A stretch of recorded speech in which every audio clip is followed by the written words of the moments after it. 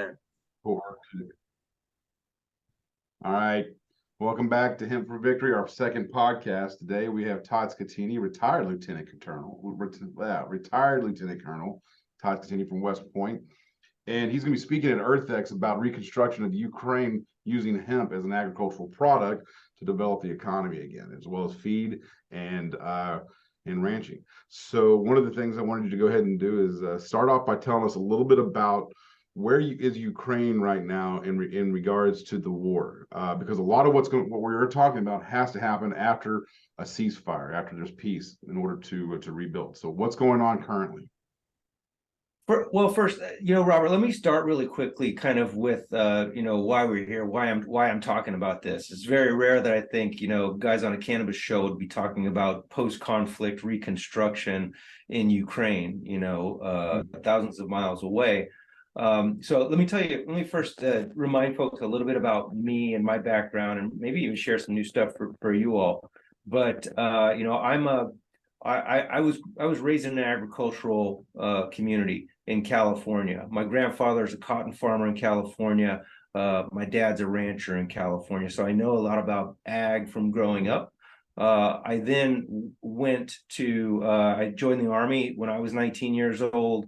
Got into the academy. I went to West Point, graduated in 1996. I majored in Russian and German while I was there. And when I was enlisted, I already learned to speak Czech and Slovak. I became an armor officer, right? So I was on M1, A1 tanks, commanded a tank platoon, a couple of scout platoons, and then I commanded a cavalry troop in Germany, right? So I spent a lot of time in Europe. This was the beginning of my time in Europe. After I commanded a cavalry troop, I became what is called a foreign area officer, which is a special type of officer that the Army trains to focus on particular regions of the world, teaches them languages, gives them advanced degrees in regional studies, and also you spend a significant amount of time in these countries to learn about how the United States Department of Defense operates within these countries, within these regions, as well as how they operate alongside the interagency, like the Department of State and USAID, DEA, FBI, all of the acronyms and things of that nature. I did that for 27 years. I was a European specialist with German, French, Russian, and Serbo-Croatian.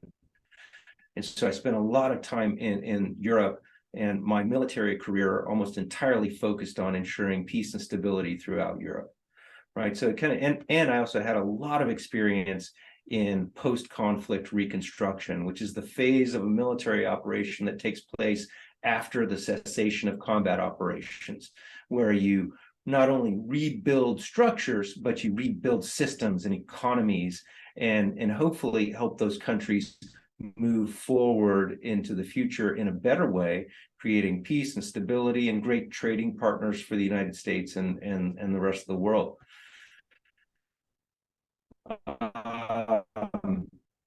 And then I retired from the Army in 2018, but I created a cannabis company. I've been working in the cannabis, hemp, and controlled environment agriculture space now for over 6 years, and I've learned a lot along the way. You're mentioning the war in Ukraine. The war in Ukraine kicks off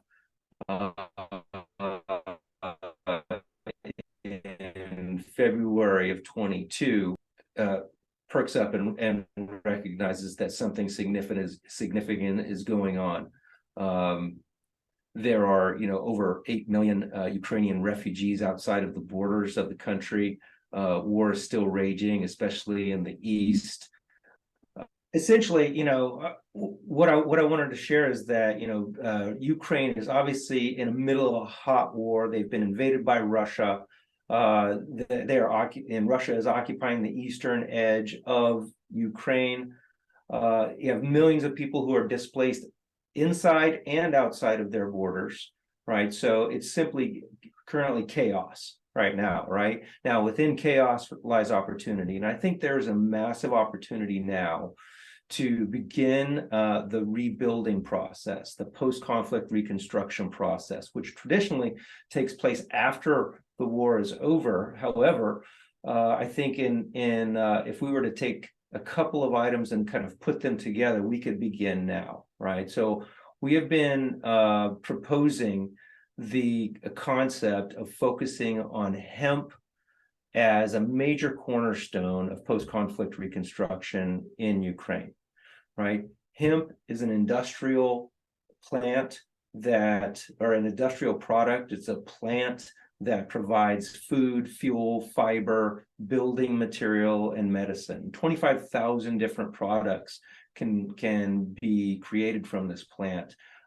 This is something that we have an 8,000-year history with, and Ukraine is absolutely no stranger, neither is Russia or the rest of Europe, to the hemp plant.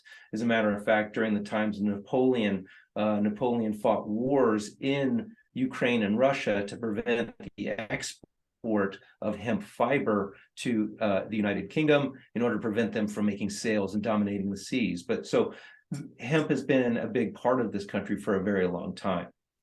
My concept is, to recognize the fact that, well, one is to address three things, right? Really, the people of Ukraine, right? The land and the soil, which is being destroyed in that country through warfare, and then the buildings and the reconstruction of the buildings so that people can move back into homes when an eventual peace is overlaid on Ukraine.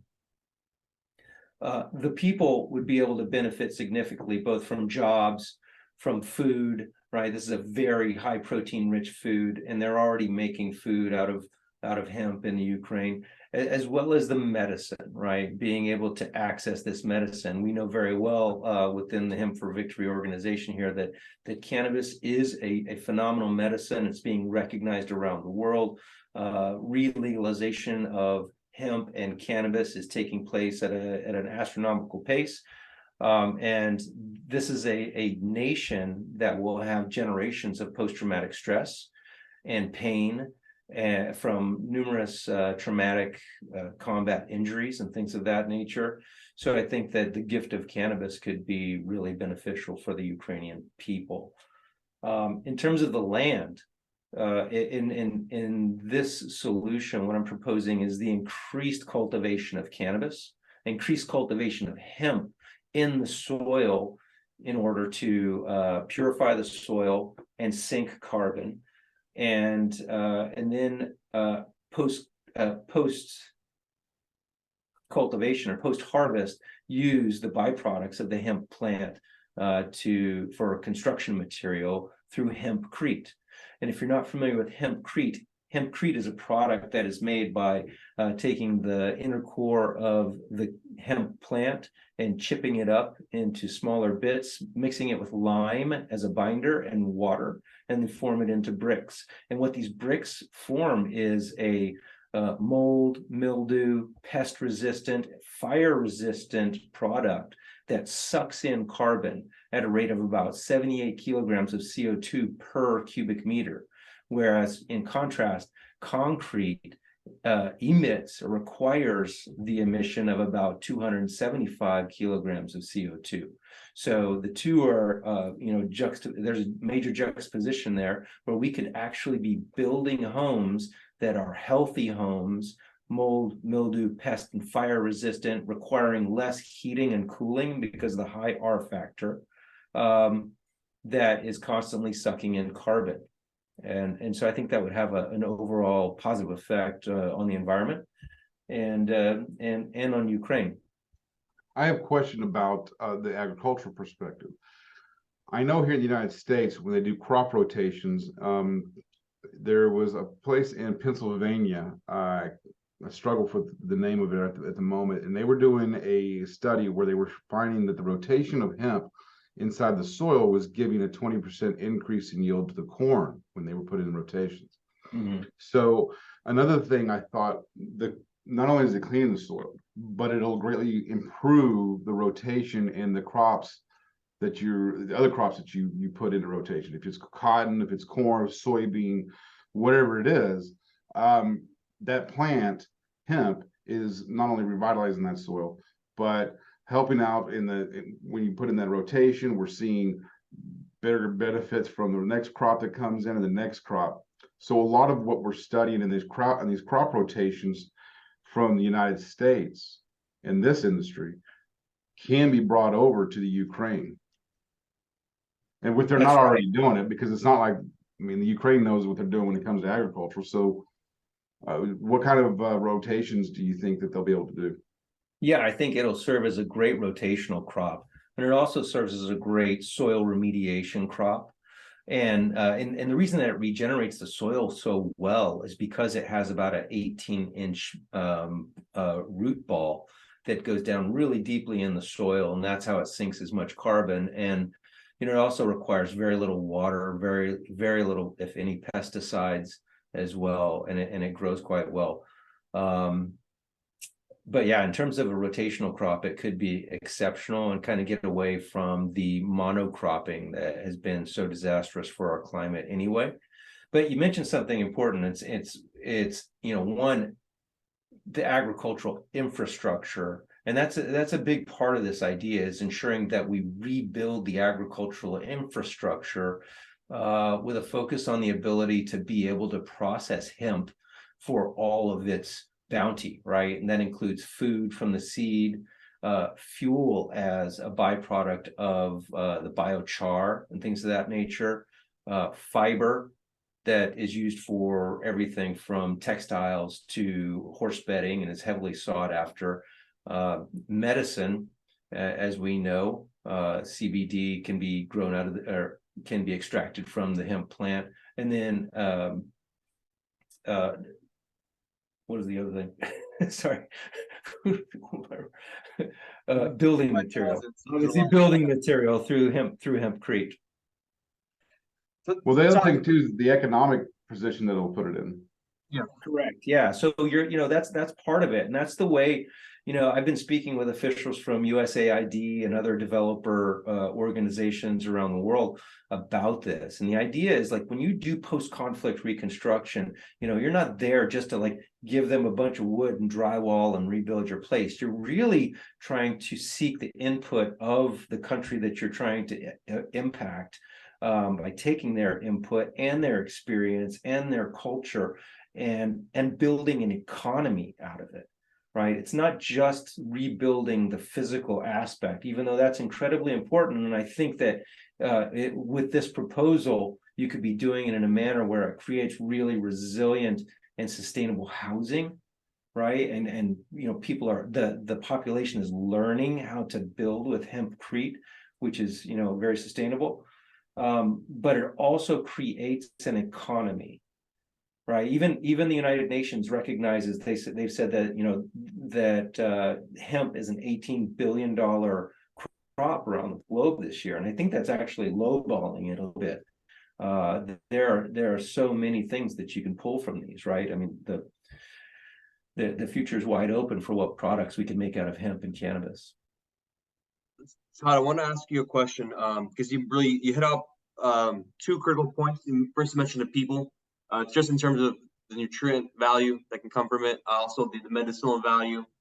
You already know hemp with its skin cannabis and hemp as well, with the effects on arthritis, pain, PTSD, and that great solution. Then you also focus on the economic aspect of it, which includes building homes with hempcrete, and as well as the infrastructure behind it and the economy.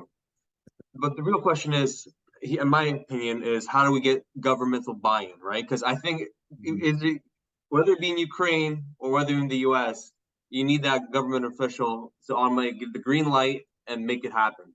How do we create and foster this dialogue so we can accomplish and we can really start introducing hemp into the Ukrainian market and the people? Yeah, well, I think that's you get buy-in through having conversations about it, for conceptualizing this idea. And that's what I feel like we've done here with this proposal, is we're starting to conceptualize what a post-conflict reconstruction using hemp could look like, or how hemp could fit into the post-conflict reconstruction aspect for Ukraine. what happens afterwards? And do we have to wait until it's over and, peace it descends on Ukraine? In my opinion, no. I think you begin now, right? And the way you do that is you focus on the over 8 million Ukrainians who are displaced outside of the nation's borders, especially those who are displaced into countries where hemp is widely produced, such as Poland, neighboring Poland, which has over 2 million Ukrainian refugees in it, but grows more hemp. They're the second largest producer of hemp in all of Europe. Or in Germany, where over 1 million Ukrainian refugees are, right? In Germany, for example, you have things like Mercedes-Benz and Audi and BMW, who are all making products to include the doors of their vehicle from hemp, right? Or even Ukrainians who are in Canada or the United States. In Canada, they just built an airplane out of hemp. They built a car out of hemp. And so showing, bringing in with intention Ukrainians who would be able to learn these processing capacities for hemp, or how to process hemp into things like this, I think could be very beneficial. One of the things you were talking about was that there's this time we have to start now. And some people may ask, well, how do you start now when the war's still going on? And I think what needs to be understood is that the level of processing that takes place and the equipment that is needed to both harvest and sow these plants, and then take these plants and produce them into those marketable products, requires machinery that may be damaged currently, and inside buildings that may be damaged currently. And so you have to start now assessing those things, because it takes 6 to 9 months to make a decortication machine. It may take 6 to 9 months to make some of those new machines that are going to be needed to transfer hemp into a product that can be sold to the ranching industry for feed, or to the construction industry, or to the textile industry. Every type of industry requires that product to meet a certain grade, to meet a certain what would you call it, a certain limit of acceptability before they'll receive it. And in order to get that done, you have to have the infrastructure there. And if the infrastructure has been damaged, you need to assess it now and get started now rebuilding it, which I think should be done by the local, by Germany, because majority of the best decortication and processing equipment for hemp is there in Europe. Yeah, I think you're absolutely right. That's why this is a unique idea. But really this concept is a mix of two old programs from World War II and right after World War II, right? The first one being the Hemp for Victory program, which is our namesake for the organization. But really, that was a program that started in 1942 when we had just entered the war, and we had lost access to all of hemp and flax fiber that was coming out of the Philippines and China at the time. So we lost access to them. So we had to recreate this program called the Hemp for Victory program. It was run by the USDA in 1942, and it taught farmers how to once again grow hemp and process hemp, right? So, and because we needed it for web belts and ropes and tents and all kinds of material that went into the war effort. Of course, the war ends, we win the war, and then hemp and cannabis are once again prohibited.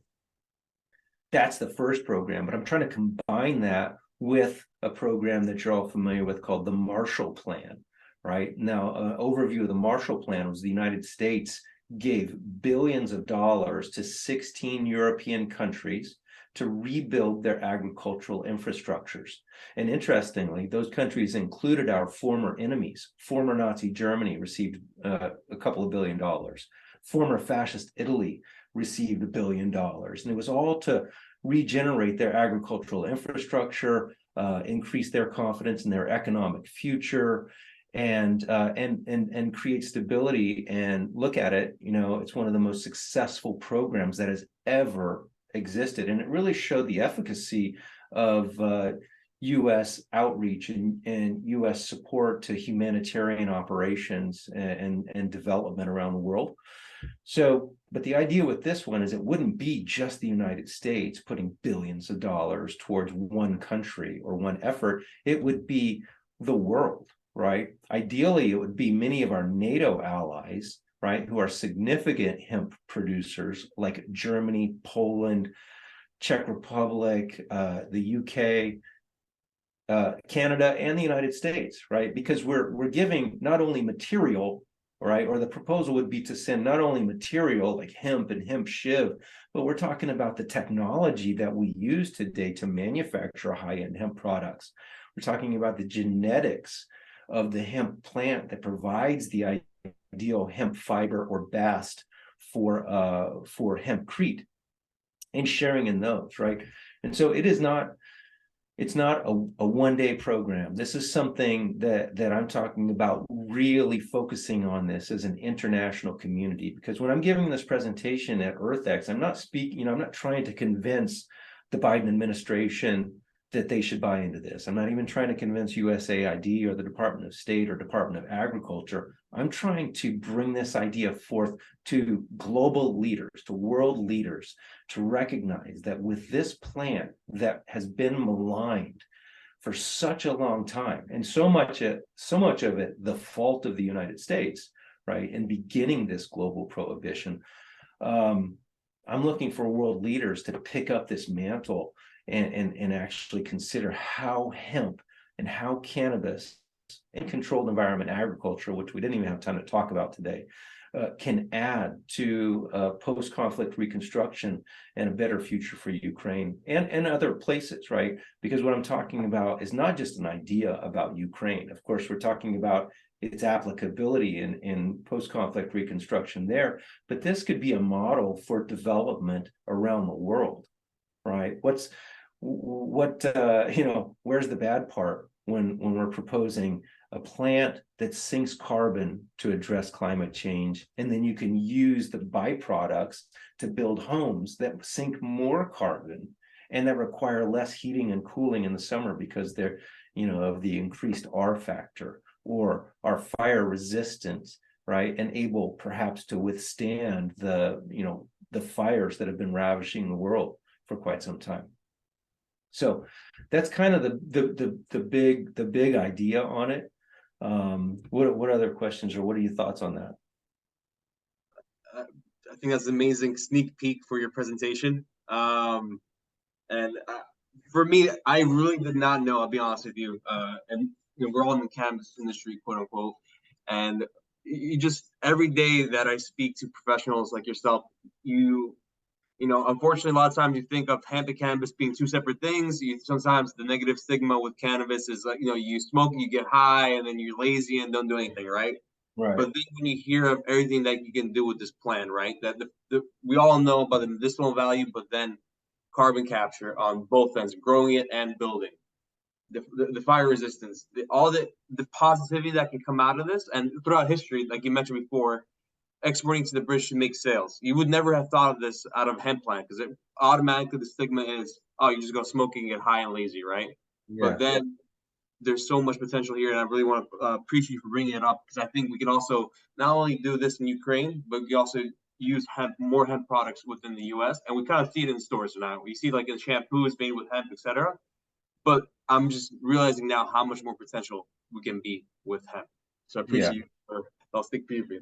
It's my pleasure. And, I do want to add just one quick note on controlled environment agriculture, or CEA, right? This is, I bring this up because, we hadn't been focusing on controlled environment agriculture around the world so much until we started growing weed indoors, right? And we started legalizing cannabis and growing it on massive scales. So now we have made and captured so many efficiencies on the way we can grow plants indoors. And it's because of cannabis cultivators around the world. It's because people focus on how many grams can we get out of a square inch of a grow facility. Unlike, tomatoes, how many tons of tomatoes can I get out of this hoop house, or how much corn can I get out of this acre? We're talking about how many grams of cannabis can I get out of a square inch of a grow facility. And how can I put in the least amount of water and the least amount of inputs and, use the least amount of electricity? We've gotten really good and really efficient at it. And I believe that those efficiencies can be translated over to the way we grow food, which could change the way we feed our planet. You know, in a post-conflict reconstruction scenario, what that means is that I would propose, when people are going back to Bakhmut or to Zaporizhia or Kharkiv, they go back, we can provide them with individual grow tents, 5x5 grow tents where they could grow on their own, right? Once the infrastructure is in place. And with containerized grow units that are the size of shipping containers that can be used to supplement food that is being given by, you know, groups like UNHCR and the World Health Organization and other countries. You can be supplementing that with leafy green vegetables and microgreens and really nutrient rich materials. And then once they've outgrown that and have gone beyond that, those units can become part of the agricultural infrastructure of that community, and they can build businesses around that and I don't know, have better food. Well, one of the things I find the most impressed about this presentation is that when we talk about reconstruction from a war, we have to consider something that is going to be able to be used as versatile as possible. And the hemp plant allows you to grow and then participate in multiple different industries through one plant. And that opens up a lot of doors. It opens up a lot of shipping. It opens up a lot of trade. And it opens up a lot of new industries that will come into Ukraine. Now, there's still technology that needs to do this. And there's several other industries, and not just the agriculture industries, that are going to need post-reconstruction. And what I love about this is just the simple idea that one plant, grown correctly, can be used in multiple different industries. And the entire world should be able to come together and say, hey, we can set Ukraine up with everything, all the infrastructure, right? They have to do the labor, but we can set the infrastructure and everything else up to where they can start immediately within the first year becoming large producers and active again in the trade in Central Europe. Exactly. Right. Well, thanks, Todd, a lot for coming down or streaming on Zoom, because that's how we do. Appreciate you coming on. These are important topics. I really find them interesting. I don't think people quite understand the value that hemp has, and the military has an ability to get their hands into everything. And we've got a lot of experience doing all types of things, and we're always, learning that we've got to improve. We have to be able to move beyond where we are currently, and what do we have to work with in front of us, and that's what we work with, and we're very good at doing that. And so there's a lot of times subjects come up that people have never thought of, but military veterans are like, hey, we can figure this out. Am I moving around now? Yeah, a little bit. I'll be back. And I'm not back yet. No, I see it. Hey, you're on. Yeah, it's all right. It's while we're recording. Here I am. So I'm back. But that's it. That's all we got. We'll stay tuned. We'll have something around 420. We're going to have a discussion about cannabis and probably what 420 really means, and talk a little bit about Earth X. So I appreciate everybody watching, and stay tuned.